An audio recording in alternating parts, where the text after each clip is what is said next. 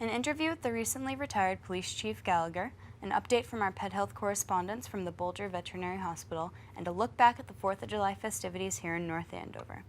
All of these stories and more coming up on this episode of the North Andover Journal.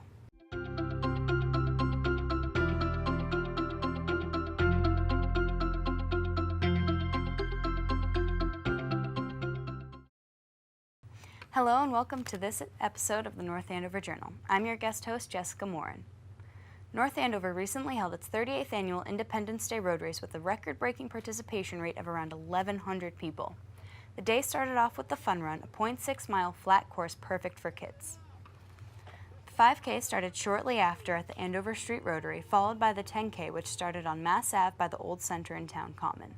Sam Fazioli crossed the finish line at 16 minutes and 28 seconds, taking home first place for the 5K runners. Following Sam was North Andover's own Zach Freilich and Joshua Perkins, second place and third place respectively. The winner of the 10K road race was Matt Pelletier, crossing the finish line at 31 minutes and 23 seconds. Eric McDonald came in second place, followed by North Andover resident Jacob Johns in third. All of the proceeds from this year's road race will benefit Friends of the North Andover Senior Center and the North Andover fireworks display next year. After the road race, North Andover Cam and the Journal were broadcasting live from the Town Common. Here's a clip in case you missed it.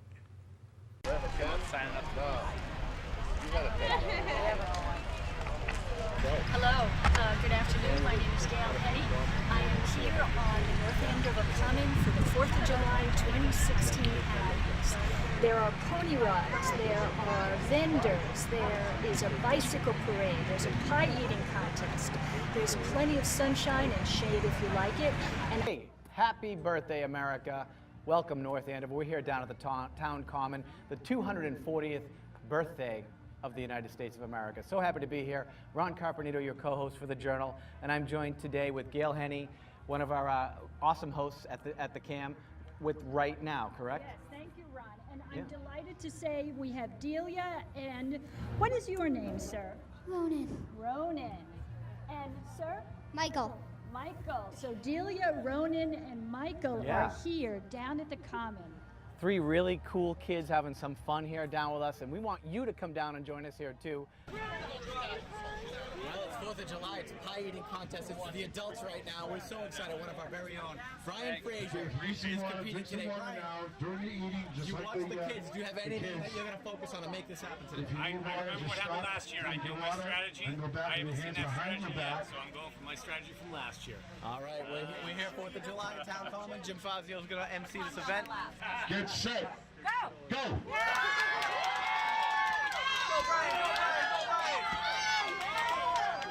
We are on the beautiful Town Common. It is the 4th of July. It's very breezy right now. It's such a nice day, and we are celebrating Independence Day, of course, with pony rides in North Andover. It's a great tradition here on the Common. We wanted to recap the day. We had some great moments with my co-host, Ron Carpenito, as well as our senior correspondent, Lester Rugg, and the host of Right Now, Gail Henny. It was great to hear from them earlier, and I just came on now to talk to you guys this afternoon and kind of wrap up our day. If you want to see the full show from the Common, it is being rebroadcast right here on Cam Access. You can get the schedule at www.northandovercam.org. On July 3rd, North Andover held the annual fireworks display on the middle school field at dusk. The Journal was there earlier in the day to catch up with the Pyro technician who set up the fireworks. Let's see what they have to say. I'm Kayla from Atlas Fireworks in Jaffrey. And how long have you been doing this? Since I've been 18 and being a lead technician since I was 21, so good 4 years as a lead technician. Have you done North Andover's fireworks before, or is this the first time? This is the first time. Do you travel a lot doing this?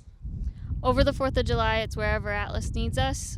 Atlas signs us up for a show, so this is my first time here, but I do all over Massachusetts. What sort of safety precautions do you guys take when you're setting up and shooting the fireworks? Well, we definitely have security, making sure that the site is clear whenever we're loading the shells and the shells are actually here. We do safety glasses whenever we're using hammers, using the hard hats when we're unloading the trucks. During showtime is when you really need the personal protection. We have long sleeve shirts, we're in pants, then we have ear protection, eye protection, and the hard hat. So he said 20 miles per hour winds and you can't launch them off. Is there any other conditions that you're not supposed to work under? I would say severe thunderstorms. You can shoot in the rain. A lot of the sponsors don't want to have their show during the rain because nobody really comes out to see them. But rain is not a factor for us. It's more of the lightning. How many fireworks are you launching tonight? I believe the count's about 385 tonight. How long of a show is that usually? Tonight's show will last about 20 minutes. Do you have a favorite type of firework? I'd say I call it the Weeping Willow. It's not the professional title for it, but it's that one where it goes up in the sky and it just kind of drizzles and takes forever. I know which one you're talking about. Where's your company based from? Jaffrey, New Hampshire. You definitely need to think about safety of yourself, safety of others. If there's any type of substances involved, I'd say leave the fireworks to the professionals. Happy 4th of July, everyone, and God bless America.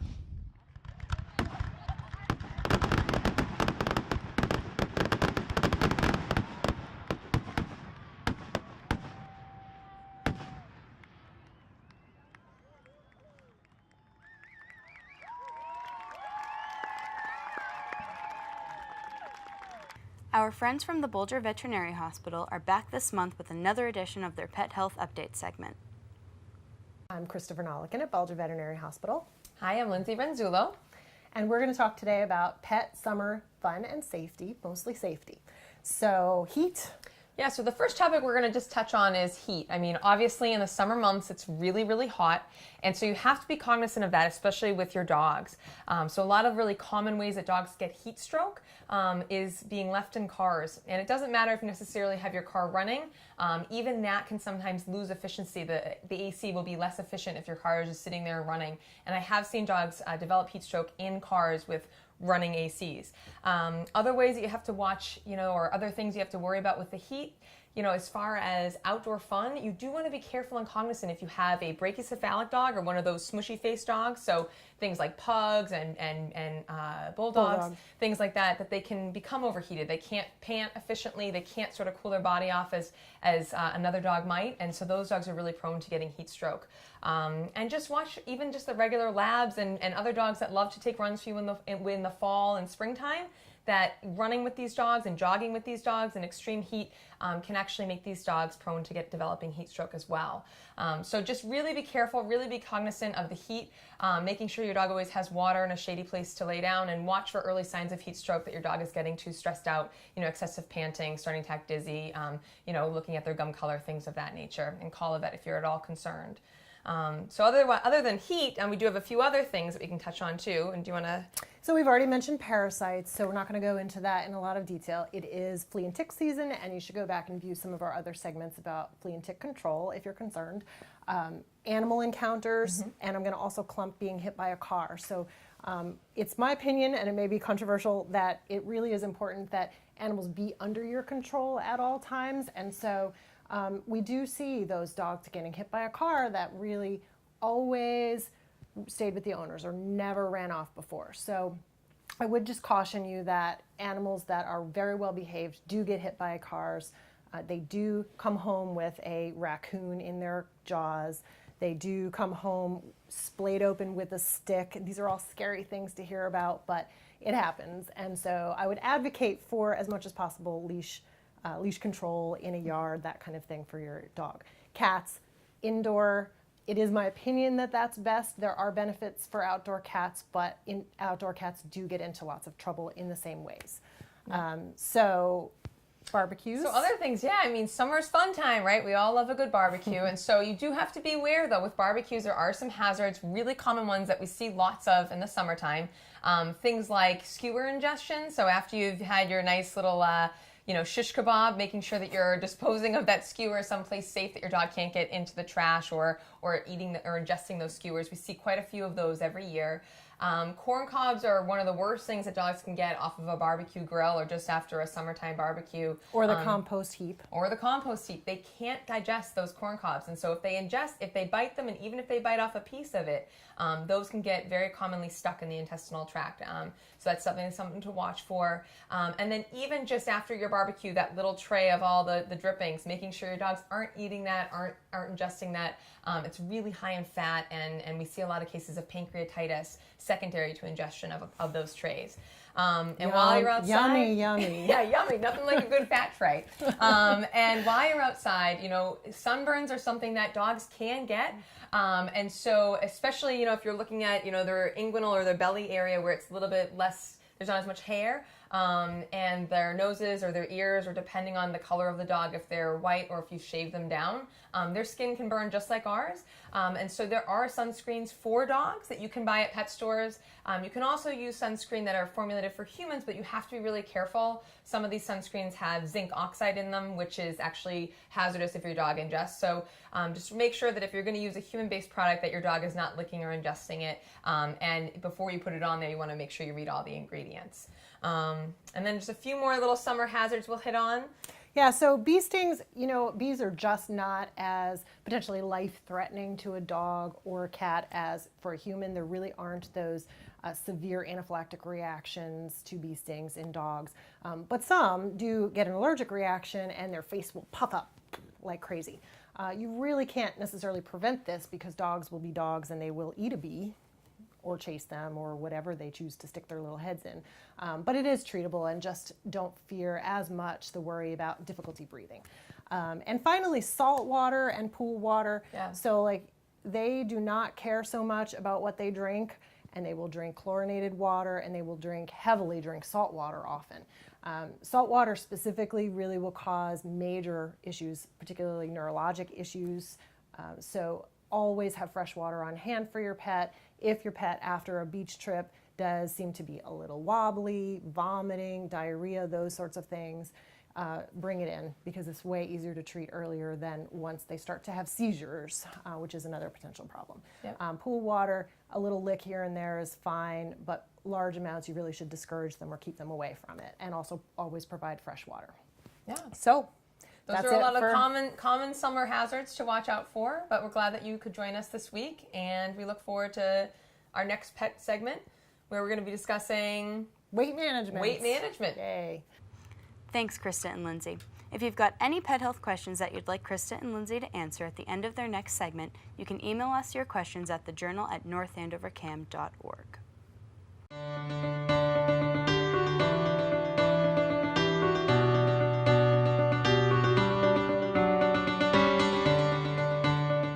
We've got a new political segment for you here at the Journal called Can We Get Back to Politics, Please? Our new junior reporter, Caitlin Parks, is currently in her second year as an intern at the State House in Boston. In this, her first segment, Caitlin will talk about her passion for politics, where the name of this segment originated, and what we can look forward to from this segment in the future. Hello, my name is Caitlin Parks, and welcome to Can We Get Back to Politics, Please? Some of you may have heard of a little show on Broadway called Hamilton. This show has done so much to get teens interested in politics, and I'm here to elaborate on and continue to try and get more teens involved. As an intern at the Massachusetts State House, I'm lucky enough to literally be in the room where it happens. I've been able to testify before the Joint Committee on Transportation, view Senate sessions, attend seminars, and even walk the beautiful halls to hear political debate, discussions, and plan for the future among congressmen, staff, and fellow interns. Many of the other interns are in college or have even graduated, and I was surprised that I was one of the youngest interns in the building at age 15, and that more teenagers weren't involved in politics. Even though we aren't old enough to vote, and certainly not old enough to run for office, there is still so much we can do to get involved and help the community. And I mean, a Broadway musical can only go so far and reach so many students. There is no age restriction to talk to your state representative or senator, and they would be more than happy to listen to you and help with anything that's important to you. During this segment, I plan on informing viewers about their government and that these people really are here to help you. It's unfortunate that a lot of what the general public sees on the topic of politics is negative, especially this year being an election year and all of the challenging times that we hear about on the news. It's rare for people to really see what goes on in government buildings, but I'll hopefully be able to give a behind-the-scenes look at what really goes on in places like the State House so that you can see the positive impact that these politicians are able to make on everyday lives, and also update you on what's going on in your community. I'm Caitlin Parks, your junior political reporter for the North Andover Journal, and I'll be back next month with an update on local elections. After more than 40 years in law enforcement and now 5 years as police chief of the North Andover Police Department, Police Chief Paul Gallagher said his farewells as he retires from the police force. Chief Gallagher led the department through tough times of opiate-related crisis, all while keeping the technology in the department cutting edge. The Gallagher name stays alive in NAPD as his son Brendan is now a detective with the department. I've had a fantastic career that I've really, truly loved, working first in New York City with DEA in the early 70s and going to Baltimore Police Department, and then coming back to my hometown in North Andover when I was offered the reserve position in 77, but I officially came back in 79 as a police officer. Working in North Andover, your hometown, that I have 3 children that went all through the school system, you have an ownership of the town, just like our officers do. And I'm very happy for what the town has given me, and I've tried to give back as being an utmost professional. When the opening came up for interim chief, I had a lot to think about because I really loved the job I was doing. I love to be an investigator. I like to help people. We had the Crime Watch program, the National Night Out. We have so many programs that I could do. I had the flexibility because I wasn't in charge of the uniform division, but the detectives have a lot of flexibility. So, you know, all those years I was there, we started the school resource officer, the DARE program. We're in the schools as their faculty. So we're getting more and more into the community. So Chief Stanley accepted a job down in Wareham, and the opening came up. And I thought long and hard, and I nearly didn't do it. It was like a half hour before all the packet had to be in. I just didn't know if I wanted to do it, but I did put it in, and in foresight. Now I'm happy I did. I did my 3-year contract. They offered me another couple of years, and I said there were some things I'd want to still accomplish. And so I worked the 5 years, and now it's getting near the mandatory age for me anyways. So I think it's a good time to go, and I feel it's time to go now too. We have a new chief that's coming up, Chief Gray, and he is technologically savvy. He helps me, you know, when I have to learn some of this stuff. So he'll be a great addition to the town, and I'm very proud of him. I shook his hand the other day in my office. I gave him his chief's hat that I had ordered for him, and told him how proud I was of him. I feel good about leaving the department in a really good time for myself, my family. I have 2 grandchildren that I completely adore. They're 2 and 3 years old. Give me a lot more time to spend with them and do things I've been wanting to do that usually I only get a week's vacation. Now at least I'll have the whole summer off anyway, so I'm looking forward to that. I'm very humbled by being chief for the last 5 years. I've seen a lot, and we've helped a lot of people, and the officers are really great. They really are, and they care. And it's an department that is well respected. The retirement of Police Chief Gallagher is bittersweet as the town welcomes in our new police chief, Charles Gray, who was sworn in last week. The town selectmen all gave great praise to Gallagher and well wishes to Gray as he starts this new journey. I state your name. Charles Gray. Solemnly promise. And affirm. That I will faithfully. Honestly. Sincerely. And impartially. Perform all the duties. That are incumbent. Upon me. As the chief of police. For the town of North Andover. So help me God.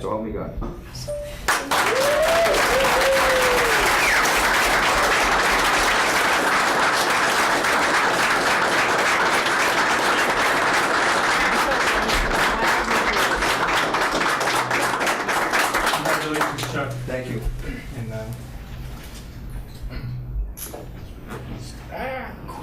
Before we end the show, I'd like to leave you all with some community events. From July 15th to the 17th, Merrimack College will be hosting the Runner's World Classic, fit for anyone ages 2 to 102. There are many different courses varying in distance, and there will be vendors and seminars going on all weekend. You can register for one of their races or check out the schedule for the weekend at rw.runnersworld.com/classic. On July 18th, Lilo and Stitch will be playing at 7 p.m. at the Stevens Estate as part of the Summer at the Stevens series. Romeo and Juliet will also be playing as part of the series on July 25th at 7 p.m. On July 20th, the Stevens Memorial Library will be hosting Reptiles Rock, featuring some live animals. This event is free and all are welcome. On July 27th at 6 p.m., North Andover CAM will be hosting our own Tips and Tricks workshop right here at the station for free. Please call the station or email smartin@northandovercam.org to sign up or get more information. As always, if you have a news story or idea for a segment, please email us at thejournal@northandovercam.org. That'll wrap things up for this week. I'm your guest host, Jessica Morin. Thanks for joining us.